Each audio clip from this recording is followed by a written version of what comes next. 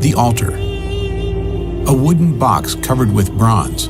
The altar was shaped as a square, measuring approximately 7.5 feet long and 7.5 feet wide. From top to bottom, it stood about 4.5 feet.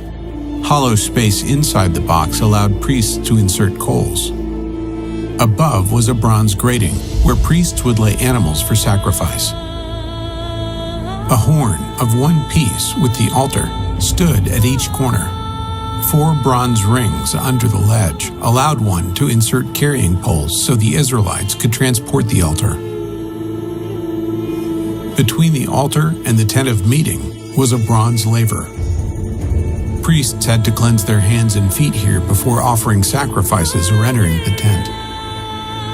Within the inner tent stood one of the most recognized elements of the whole tabernacle, the menorah, a lampstand with 3 branches that rose on each side to create a total of 7 lamps. This solid gold lampstand weighed about 75 pounds. Each lamp was a small cup that the priest would fill with oil to fuel the light. Each branch in the middle of the shaft had almond blossoms. The menorah served a most practical purpose. It was the only source of light in the tent, an eternal light that was never to go out. Also in the tent stood a wooden table covered with gold. On it was to always remain the bread of the presence.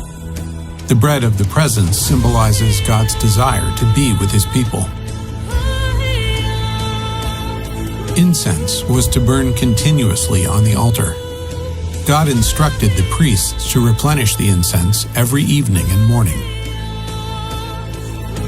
A curtain separated the holy place from the Holy of Holies.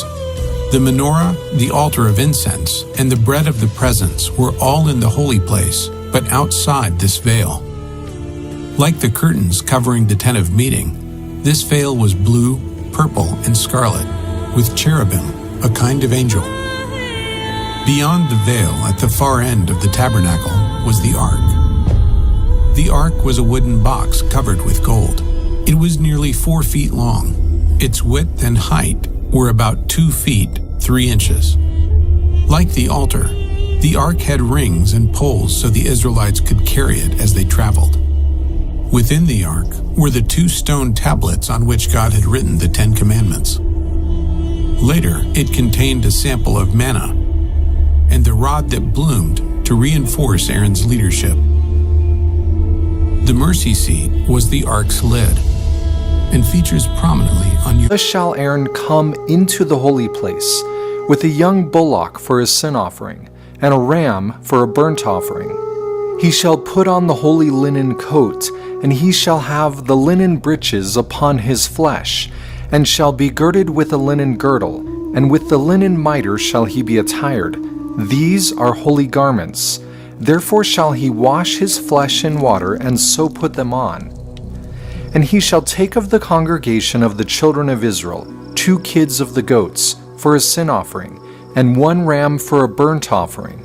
And he shall take the 2 goats, and present them before the Lord at the door of the tabernacle of the congregation. And Aaron shall cast lots upon the 2 goats, 1 lot for the scapegoat, and the other lot for the Lord.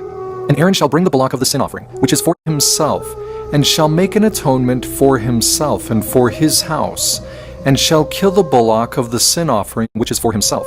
And he shall take a censer full of burning coals of fire from off the altar before the Lord, and his hands full of sweet incense, beaten small, and bring it within the veil. And he shall put the incense upon the fire before the Lord, that the cloud of the incense may cover the mercy seat that is upon the testimony, that he die not. And he sobre los últimos días previos a la segunda venida, y enseñarle sobre los futuros, como la más santa y más sobresaliente de las fiestas. El más sagrado de los días es la única ocasión cuando el sumo sacerdote podía entrar en el lugar santísimo, llevando simbólicamente a Israel a la presencia del Señor. Ahora, Israel estaba perdonado de sus pecados pasados y preparado para la más sagrada de las festividades. La conexión de la fiesta con la última siega del año presagia la cosecha final de almas en la venida del Mesías.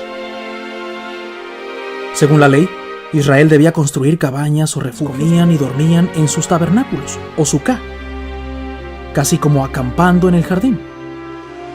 El propósito de vivir en la cabaña era de que el Señor los bendijera con lluvia para la próxima temporada de cosecha. En este mismo día, cuando Israel estaba orando por lluvia, una declaración clara y directa de su divinidad. Al día siguiente, además de la ceremonia de extracción de agua, el pueblo se reunía en el templo, en el atrio de las mujeres. Los levitas jóvenes trepaban 4 enormes candelabros encendiendo sus grandes cuencos llenos de aceite. Esta luz era tan brillante que se dice que todos los atrios de Jerusalén estaban iluminados. En esta misma zona del templo, pocos días después, donde Cristo